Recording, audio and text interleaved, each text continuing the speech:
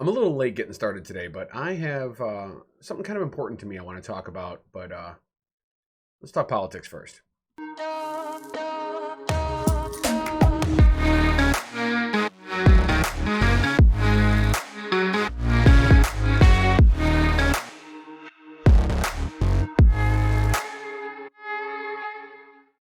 Hey, good morning. Today is January 13th, Wednesday. It's my day off, so I've got a little bit of a late start here today.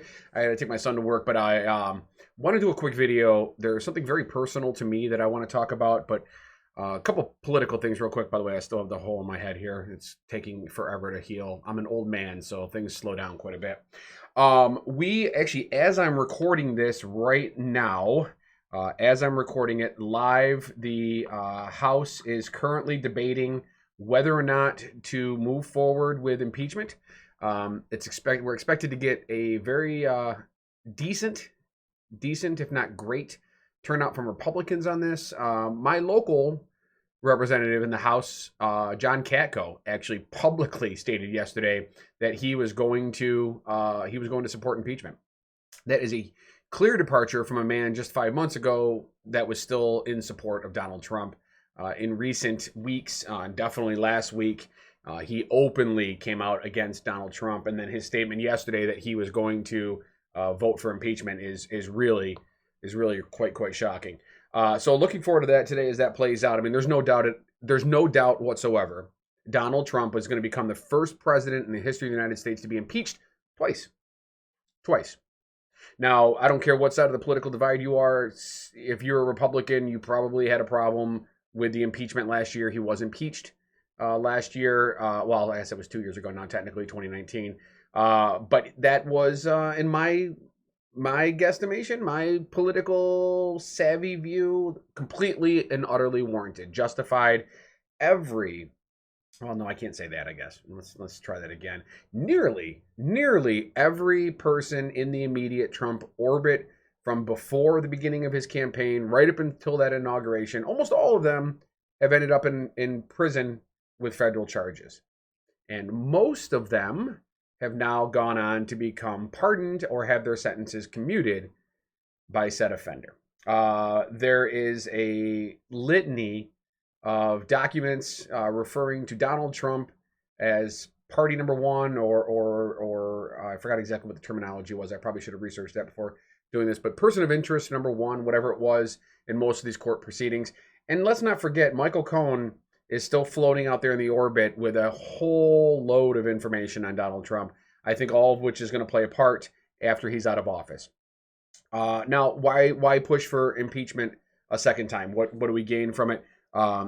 Mitch McConnell also yesterday came out in support of impeachment. He said it was a good idea. He has said that the impeachment will be able to take place on the 19th, which is the day before the inauguration. So next Tuesday is the next day that the Senate is in session, and that is when they can take up actually having a trial. Now, a trial is expected to last a couple of days at minimum, so regardless, the trial will not be over until after Donald Trump is out of office, assuming everything goes peacefully and smoothly.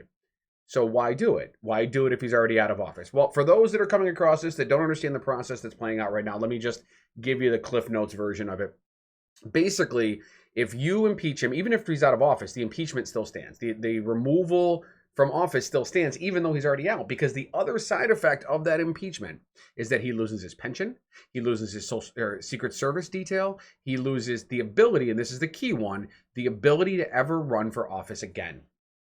And that is enormous. That is an enormous need right now, because Adolf Hitler was, and I hate making Nazi references, but this one's apropos.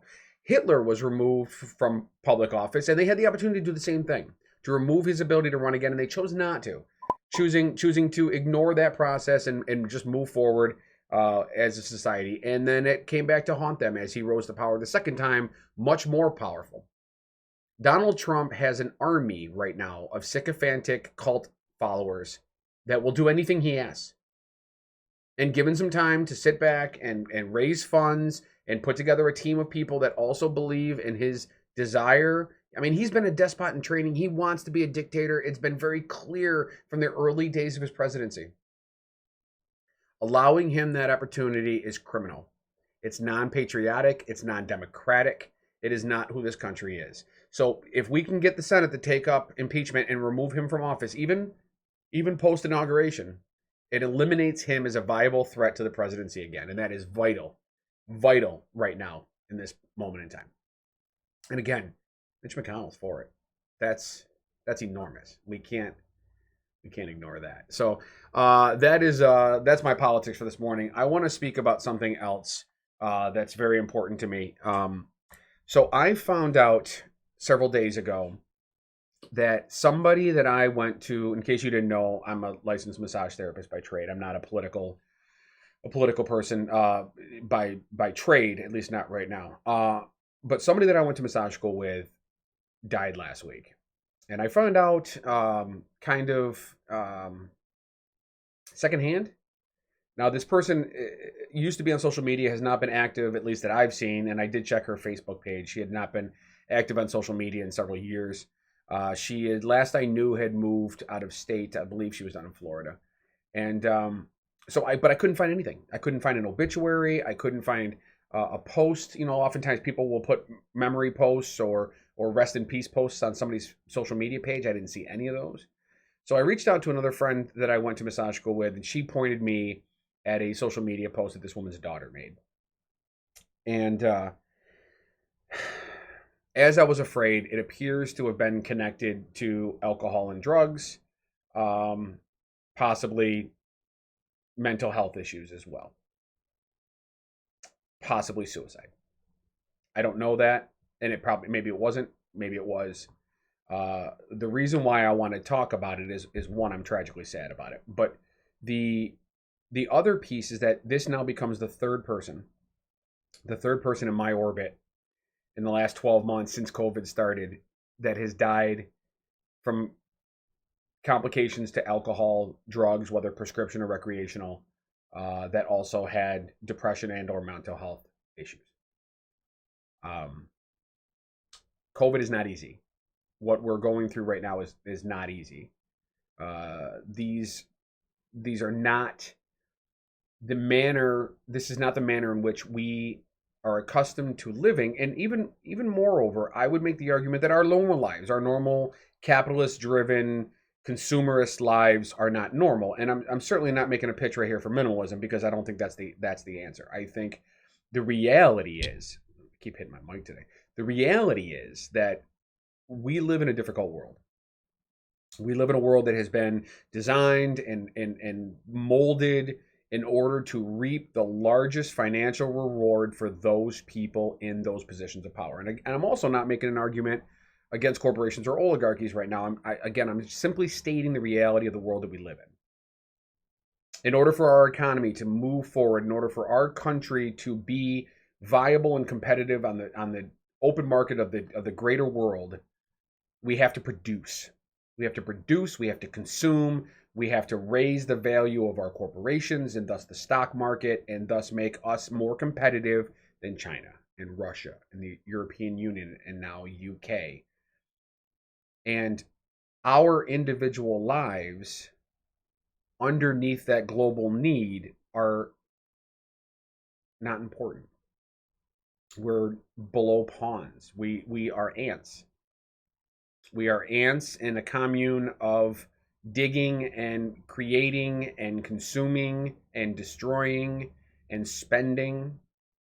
And we all kind of get indoctrinated into that reality at a very young age.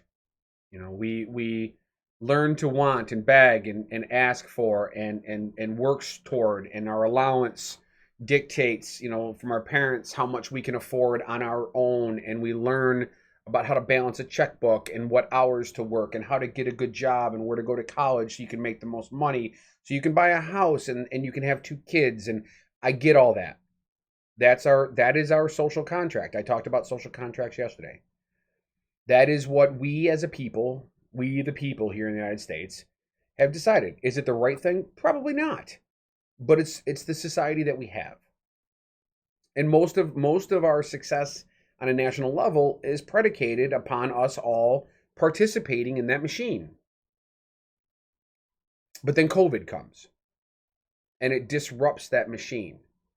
Our ability to make money, our ability to function, our ability to succeed, our ability to socialize, all for many people gets hamstringed or roadblocked. She's also a massage therapist. Being a massage therapist in this environment is not easy. If you're concerned about that your health or the health of others, that's constantly on your mind.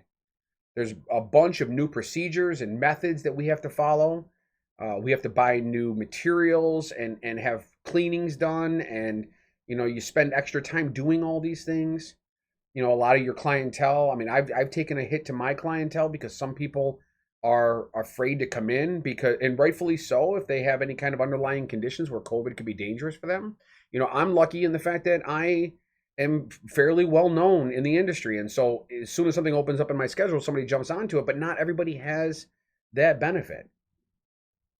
And for the people that work in food service or other types of frontline workers like grocery stores and retail, those people do not feel that the minuscule work that they might be doing is worth their lives. I mean, everybody needs a job, and I'm certainly not minimizing the reality of working in food service. I worked in food service for almost 15 years. I love that industry. But is it worth risking your life? And so you have the constant stress of those people around you, and people, especially in retail and food service, hospitality in general, they're dealing with these fucking Trumper assholes every day that refuse to wear masks. They're fighting and arguing with these people that don't want to follow rules and sit forward at a table. You add the extra stress of all that now because these people are not supposed to be the idiot police. And so they're being put in a position where they either have to ignore the breaking of rules, or they have to deal with the stress of confrontation, and these things go on constantly. And then we have people that do not have large social circles that suddenly are ostracized, not because of their own behavior, but because of a pandemic. And their circle of communication and relation with other human beings shrinks. One of my friends that died earlier this year, or this past year, raging alcoholic. Without a shadow of a doubt, raging alcoholic. But he functioned. Better at some times than others, but he functioned until COVID hit. Because his life was spent inside of restaurants and bars. And that was gone. So he couldn't functionally socialize. He didn't have the normal circle of friends that may have indicated to him that he was going on a very steep slide downhill. So nobody saw it. Nobody saw it until it was too late, and he was gone.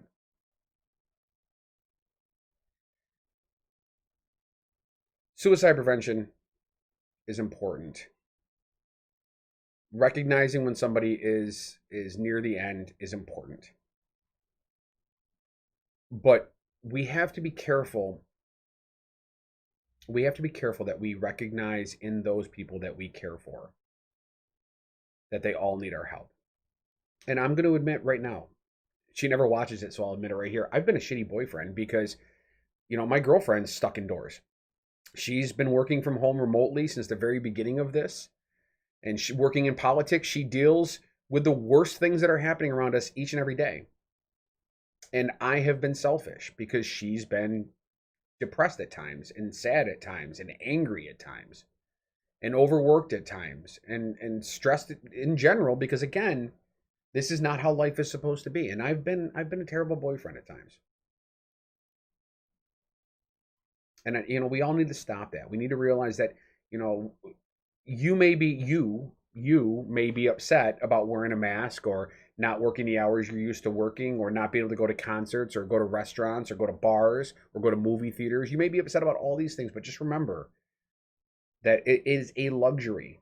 It is a privilege to be safe and angry about having to wear a mask. There are people struggling much, much worse than you. And also record numbers of people dying every day right now. Now is not the time to take our foot off the gas. And also now is the time to look out for the people that we care for. Check in on them. Have candid conversations. I mean, shit, my teenage boys are struggling. I try to have conversations with them all the time. My older one, he's 17 and a half. He's handling it a little bit better. My younger one, though, he hasn't seen his friends hardly at all. in almost a year. Almost a year with hardly any contact. And this is in the middle of puberty, in his most formative years of deciding what his personality is going to be, and he's been ostracized, not because of his own doing, but because of a pandemic. That's not, he's going to be dealing with this for the rest of his life. PTSD is not caused by traumatic situations. PTSD is caused by situations that are outside of the norm of the expectations of our brains. In other words, just because a cop has a bad situation doesn't mean they end up with PTSD. It's when they have a situation that's outside of their expectations. That's why PTSD in the military happens often with like roadside bombings. Because you're walking along, you're not expecting a bomb to go off right next to you, it does. Or attacks on your base, and things like that. But for all of us that don't expect to live in a pandemic world, to have the sudden shift of our entire lifestyles, especially for people that are older, people my age, I'm 45 years old.